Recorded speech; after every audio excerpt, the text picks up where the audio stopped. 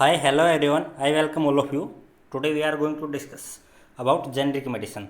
Past में PM Modi द्वारा अनेकों बार डॉक्टर्स को जेनरिक मेडिसिन लिखने के लिए कहा गया है। एक बात तो हम सब जानते हैं कि जेनरिक मेडिसिन सस्ती होती हैं, लेकिन इसी के साथ हमारे मन में सवाल उठता है कि क्या ये ब्रांडेड मेडिसिन जैसा ही असर करती हैं। आपके इन्हीं सब क्वेश्चन के आंसर इस वीडियो में दिए गए हैं, लेकिन उससे पहले हम इंटेलेक्चुअल प्रॉपर्टी राइट के बारे में जान लेते हैं, क्योंकि आईपीआर की जानकारी जेनरिक मेडिसिन को समझने में मदद करती है और लगभग सभी कम्पिटिटिव एग्जाम में आईपीआर से क्वेश्चन पूछे जाते हैं। देखिए, आईपीआर क्या होता है। यहाँ पे आईपीआर इंटेलेक्चुअल प्रॉपर्टी राइट से है।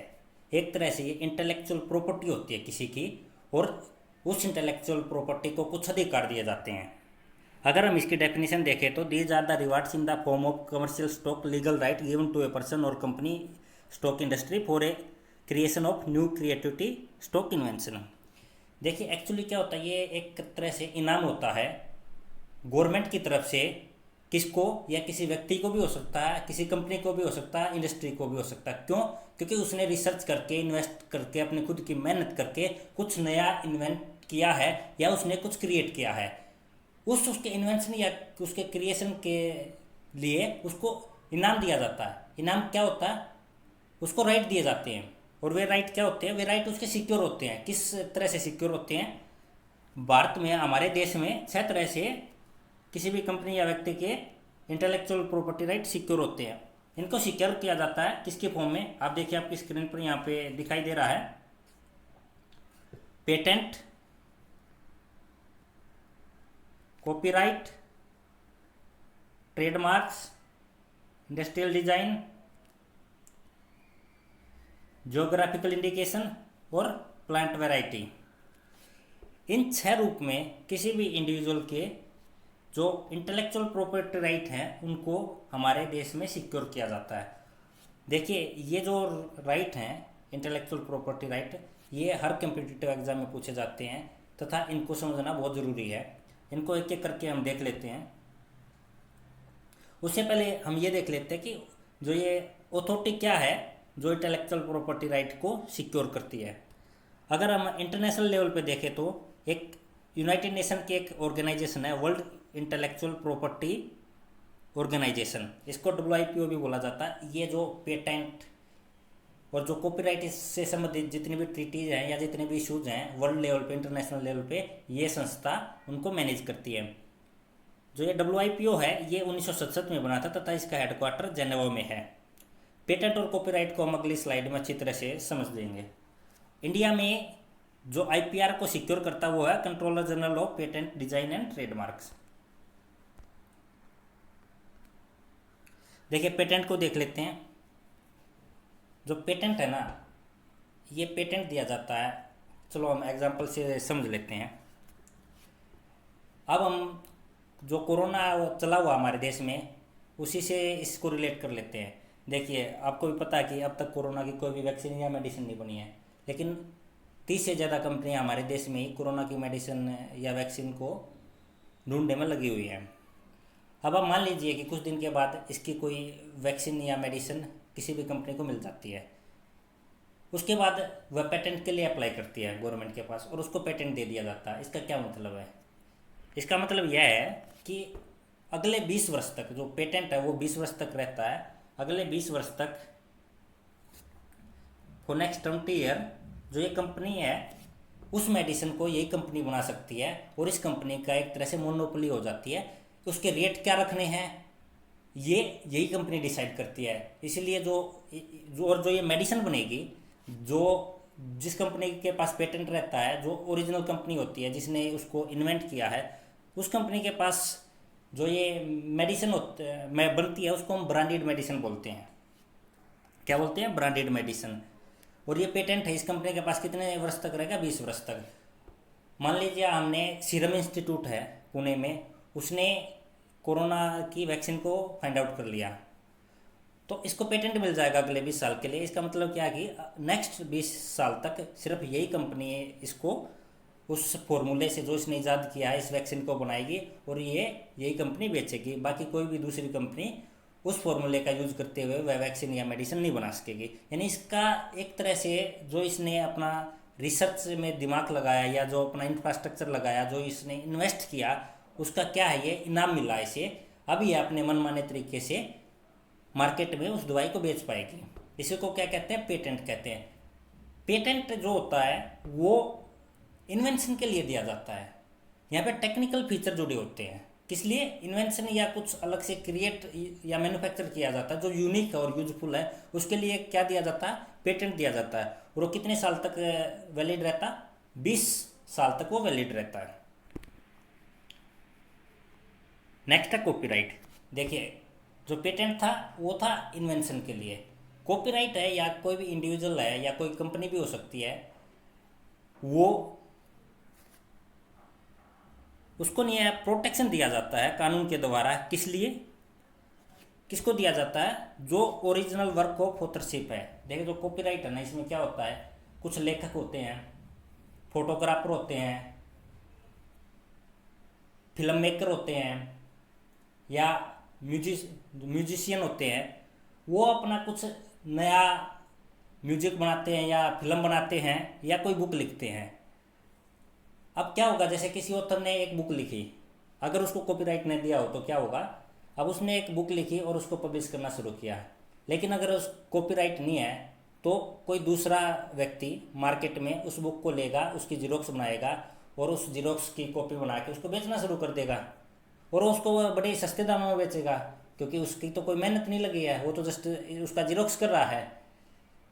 इसी चीज़ से बचाने के लिए कॉपीराइट का प्रोविज़न होता है, ताकि जो किसी भी व्यक्ति की जो ओरिजिनल वर्क ऑफ ऑथरशिप है, यानी जो साहित्य की है, जो किस फॉर्म में हो सकती है, लेखन के फॉर्म में, फिल्म मेकिंग के फॉर्म में, म्यूजिशियन के फॉर्म में या फोटोग्राफी के फॉर्म में। जैसे कोई पिक्चर है, कोई तस्वीर है, किसी फोटोग्राफर ने खींची है, उस तस्वीर का उस पर कॉपीराइट दिया होता है। जैसे इंटरनेट पर भी हमें गूगल से सभी फ़ोटो जो पिक्चर होती है उनको डाउनलोड करके अपने किसी भी पब्लिक पर्पज़ के लिए यूज़ नहीं कर सकते। जैसे हमारा चैनल ही है, हम किसी भी ऐसे फ़ोटो को जिस पे कॉपीराइट है उसको डाउनलोड करके इवन ये वीडियो बनाने के लिए भी यूज़ नहीं कर सकते, क्योंकि उस पर कॉपीराइट सिक्योर होता है, क्योंकि वो उनकी बनाई हुई क्या है, एक तरह से उनकी इंटेलेक्चुअल प्रॉपर्टी है, उनका उस पर राइट है। और जो ये कॉपीराइट होता है ना, आपने लास्ट उसमें पेटेंट में देखा था, पेटेंट 20 सालों तक वैलिड रहता है, लेकिन जो कॉपीराइट है वो जब तक वो व्यक्ति जीवित होता है तब तक तो कॉपीराइट रहता है उस चीज़ पे, लेकिन उसके बाद उसके मरने के 60 साल तक उस पुस्तक पे या उस लेखनी पे कॉपीराइट रहता है, और 60 साल के बाद वो जनरल पब्लिक के यूज में लाई जा सकती है। आगे देखिए ट्रेडमार्क क्या होता है। ये ट्रेडमार्क कोई भी जैसे कंपनी है या कोई फर्म है, कोई कमर्शियल इंडस्ट्री है, उसके यूज के लिए होता है। जैसे आप होंडा का देखोगे, आप ऑडी का देखोगे, हर कंपनी का अलग अलग ट्रेडमार्क होता है। ये क्या होता है, किसी भी जो नाम हो सकता है, लोगो हो सकता है, साइन हो सकता है, सिंबल हो सकता है और कोई पिक्चर हो सकती है, उसको नहीं सिक्योर करवा लिया जाता है। जैसे होंडा का है, ये जो आपकी स्क्रीन पे दिखाई दे रहा है, ये इसका ट्रेडमार्क है। अब कोई दूसरी जो कंपनी है ना, चाहे वो कार मैन्युफैक्चरिंग है या कोई दूसरी कंपनी, इस सिंबल का यूज़ करते हुए या इस लोगो का यूज़ करते हुए वो क्या नहीं कर सकती, इसका यूज नहीं कर सकती और अपने किसी भी पर्पज़ के लिए इस लोगो को यूज नहीं कर सकती, क्योंकि ये होंडा का ट्रेडमार्क है। आप समझ गए होंगे ट्रेडमार्क को। अभी इंडस्ट्रियल डिज़ाइन के लिए होता है, it is protection by law to someone design. देखिए पेटेंट, और इसमें आप तस्वीर पे मत जाइए, तस्वीर ये पेटेंट वाली है।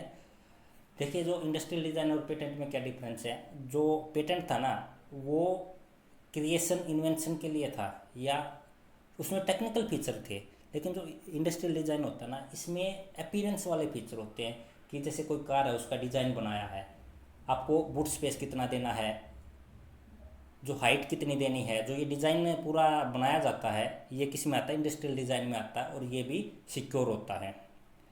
गवर्नमेंट के द्वारा इसको सिक्योर करवा लिया जाता है ताकि कोई दूसरी कंपनी इसका यूज नहीं कर सके। उसके बाद होता है geographical indication. It is a sign use for those product which are specific geographic origin and possess quality due to that origin. देखिए अब आपको इसको हम एग्जांपल से समझते हैं। दार्जिलिंग की चाय है, दार्जिलिंग की चाय बहुत फेमस है, आप सभी को पता है। अब कोई व्यक्ति अपनी एक चाय की फर्म खोलता है हरियाणा में, और वो उस पर नाम लिखना शुरू कर देता, या जो दार्जिलिंग की जो चाय है उसका लोगो लगा के या उसका नाम यूज करके उस चाय को बेचना शुरू कर देता है। इससे क्या होगा, जो दार्जिलिंग में चाय बनाने वाली कंपनी है उसको नुकसान होगा, क्योंकि उनका जो प्रोडक्ट है, जो दार्जिलिंग की चाय, उसकी एक स्पेसिफिक क्या है, क्वालिटी है उसमें, और उस ओरिजिन है जो पूरा क्षेत्र है दार्जिलिंग, उसके कारण क्या है, उसमें एक गुणवत्ता है। और इसमें क्या बताया जाता है, जियोग्राफिकल इंडिकेशन में ये भी बताया जाता है कि वह कैसे बनी है, किस प्रोसेस से बनी है। अब इसी चीज़ को सिक्योर करने के लिए ना, जो जियोग्राफिकल एरिया के हिसाब से कि हाँ भाई ये इस क्षेत्र की एक फेमस चीज़ है, इसलिए उस किसी भी प्रोडक्ट को जियोग्राफिकल इंडिकेशन टैग दे दिया जाता है। जैसे अभी बीच में हुआ था, रसगुल्ला एक स्वीट होती है, 2017 में वेस्ट बंगाल को रसगुल्ले स्वीट का जीआई टैग दिया गया था। यानी वो उसके जो क्वालिटी और ओरिजिन है वो वहीं पे क्रिएट होता है, बाकी उस चीज़ का यूज़ करते और कहीं पे उस रसगुल्ले को नहीं बना सकता, वो बंगाल के फेमस स्वीट। लेकिन अभी हाल फिलहाल कुछ समय पहले उड़ीसा को भी रसगुल्ले के लिए जीआई टैग दिया गया है। अब इसमें काफ़ी कॉन्फ्लिक्ट हुआ था, लेकिन जो जीआई रजिस्ट्री होती है जो चेन्नई में सिचुएटेड है, उसने दोनों का जो टैग है, जीआई टैग है, उसको मेंटेन रखा, और उसने पाया कि जो उड़ीसा वाला रसगुल्ला था वो 12वीं शताब्दी से चला हुआ था, जो वेस्ट बंगाल वाला रसगुल्ला है ये 19वीं शताब्दी में बना था। इसके बाद आता है प्लांट वैरायटी। देखिए इसमें क्या होता है कि कोई भी व्यक्ति नर्सरी में रिसर्च करके हाइब्रिड बीजों से कुछ हाइब्रिड बीज बना लेता है, या कुछ ऐसे पौधों को बना लेता है जो पहले नहीं थे, यानी वो नई किस्म तैयार कर लेता है, उसको भी प्रोटेक्शन दिया जाता है। किस तरह से, प्लांट वैरायटी से। देखिए अब थोड़ा सा इन तीनों के बारे में हम डिफरेंस देख लेते हैं। पेटेंट, आईडी यहाँ पे इंडस्ट्रियल डिजाइन एंड कॉपीराइट। इस टेबल से आप अच्छी तरह समझ जाओगे, आपके सारे डाउट क्लियर हो जाएंगे। जो पेटेंट है ना, उसको किस चीज़ के लिए प्रोटेक्ट किया जा सकता है, a technical enhancement which is novel, unique and useful. Okay, ये टेक्निकल है यानी कोई इन्वेंशन होता है। उसके बाद इंडस्ट्रियल डिजाइन, एनी आर्टिकल, आभूषण जिसका नहीं है अपीयरेंस है, जिसका एक सौंदर्य है या जिसका एक अलग लुक है। कॉपीराइट आर्ट वर्क के लिए होता है, poetry, film, books, music, photography. ठीक है। ड्यूरेशन ऑफ प्रोटेक्शन, पेटेंट 20 साल के लिए रहता है और पेटेंट को एक्सटेंशन नहीं दिया जाता। जो इंडस्ट्रियल डिज़ाइन है वो 10 साल के लिए इनिशियली उसको प्रोटेक्शन दिया जाता है, और एक बार दोबारा उसका 5 साल के लिए एक्सटेंशन कर दिया जाता है अगर कोई अप्लाई करता है तो। जो कॉपीराइट है वो जैसे मैंने आपको बताया लाइफ टाइम ऑफ क्रिएटर, जब तक उसकी ज़िंदगी है जो उसको बनाने वाला तथा उसके 60 साल बाद तक वह वैलिड रहता है। यहाँ पे एनुअल फी के बारे में दिया हुआ तथा व्हेन टू अप्लाई इसके बारे में दिया हुआ, आप इसको देख लीजिए, इससे आपके डाउट क्लियर हो जाएंगे। आइए अब हम अपने मेन टॉपिक पर आते हैं, जो है जेनेरिक मेडिसिन से संबंधित। देखिए हमने शुरुआत किससे की थी, जेनेरिक मेडिसिन से, और मेरा उद्देश्य भी यही था आपको जेनेरिक मेडिसिन के बारे में मैं समझा पाऊँ। लेकिन जो इंटेलेक्चुअल प्रॉपर्टी राइट है, पेटेंट है, इनको समझाए बगैर क्या होता है, हम आपको नहीं बताए जेनेरिक मेडिसिन के बारे में क्लियर नहीं करा सकते थे। और आईपीआर होता है, आईपीआर बहुत ही इंपॉर्टेंट टॉपिक है सभी कॉम्पिटिटिव एग्जाम के हिसाब से। अब देखिए जेनेरिक मेडिसिन को देख लेते हैं। एक्चुअली जो हमारे यहाँ नेशनल मेडिसिन कमीशन है, जो अभी भी फॉर्म्ड हुआ, मेडिकल कमीशन ऑफ इंडिया की जगह, उसके हिसाब से जेनेरिक मेडिसिन की कोई डेफिनेशन नहीं है। लेकिन United state food and drug administration है, उसने जेनेरिक मेडिसिन को डिफाइन किया हुआ है। उसके अनुसार क्या होता है, those drug which are same as an existing approved brand name drug in dosage form, safety, strength, route of administration, quality and performance characteristics. In other words, generic drugs are the equal substitutes of its brand name. देखिए एक होती है branded drug. Branded drug क्या होती है, अब जैसे हमने पेटेंट को पढ़ा था, कोई कंपनी है उसने रिसर्च बहुत सारा पैसा लगाया और कोई भी नई मेडिसिन को इन्वेंट कर लिया। अब उसको गवर्नमेंट ने पेटेंट दे दिया 20 साल के लिए कि भाई आप अगले 20 साल तक नहीं, इसको आप ही बना सकते हो, आपके पास इसका लाइसेंस है, बाकी कोई भी इस मेडिसिन को दूसरी कंपनी नहीं बना सकती। उस टाइम पे जो वो मेडिसिन बनती है उसको क्या बोलते हैं, ब्रांडेड मेडिसिन बोलते हैं, और उसका ब्रांड नेम रहता है कोई भी एक। उसके बाद क्या होता है, जो जेनरिक मेडिसिन है ना, अब 20 साल के बाद रोल में आती है। अब 20 साल के बाद उस जो फॉर्मूला था, जो ईजाद हुआ था मेडिसिन बनाए करने का, वो सबके लिए ओपन हो जाता है, और कोई भी कंपनी, कोई भी फर्म उस फॉर्मूले का यूज करते हुए उस मेडिसिन को बना देती है, बना सकती है। अब कंपटीशन आ जाता है। पहले क्या था, पहले सिर्फ एक कंपनी के पास था। अगर एक ही कंपनी बनाएगी तो क्या रहेगा, कंपटीशन नहीं होगा, उसी कंपनी के पास मोनोपोली रहेगी, उसका एक तर राज रहेगा कि वह कितना भी रेट रख सकती है। जैसे अगर हम टेलीकॉम इंडस्ट्री में देखें तो जियो है, जियो अगर इन फ्यूचर एयरटेल और आइडिया तथा वोडाफोन है किसी कारणवश ये कोलैप्स हो जाते हैं, जैसे दूसरी टेलीकॉम कंपनियां हुई हैं, उसके बाद क्या होगा, जियो अकेला मार्केट में रहेगा और जियो की मोनोपोली हो जाएगी, और वो अपने मन मुताबिक क्या है रेट रख सकेगा। इसी तरह क्या होता है, जो पहले 20 साल होते हैं, जब जो ब्रांडेड कंपनी होती है, ब्रांडेड नेम से जो बनाती है, जो ओरिजिनल कंपनी होती है जिसने इन्वेंट किया, उसके पास मोनोपोली रहती है, वो अपने मन मर्जी रेट रखती है। और ये जायज़ भी होता है। ये जायज़ क्यों होता है, क्योंकि उसने बहुत सारा पैसा इन्वेस्ट किया है। आपको भी पता होगा, हमारी एक अलग से वीडियो है, डेवलपमेंट पेजेज ऑफ वैक्सीन, ऐसे ही मेडिसिन भी सेम लाइक ऐसे ही होते हैं। अगर आप उसमें देखोगे तो पहले रिसर्च करना पड़ता है, फिर प्री क्लिनिक ट्रायल होते हैं, फिर क्लिनिकल ट्रायल होते हैं, तथा अप्रूवल लेना पड़ता है। ये बहुत सारी लंबी प्रोसेस होती है, 20-30 साल लग जाते हैं किसी भी मेडिसिन को फाइंड आउट करने के लिए।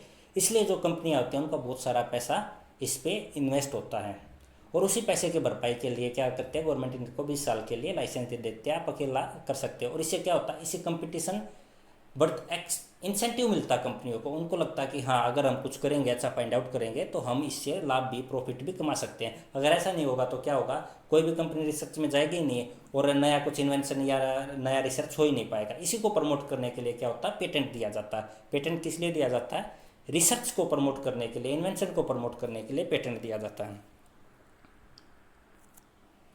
और जो जेनरिक मेडिसिन है ना, इनकी डेफिनेशन इस हिसाब से देख लेते हैं। देखिए यहाँ पे जो ये वर्ड है ना, इनका एक एक का बहुत ज़्यादा मीनिंग है। आप यहाँ पे देखोगे, dosage form, safety, strength, route of administration, quality and performance critic. देखिए डोजेज फॉर्म का क्या मतलब है। देखिए सबसे पहले तो जो एक एक्टिव इंग्रेडिएंट होता है, वो दोनों मेडिसिन में, जेनरिक और ब्रांडेड मेडिसिन में सेम होना चाहिए।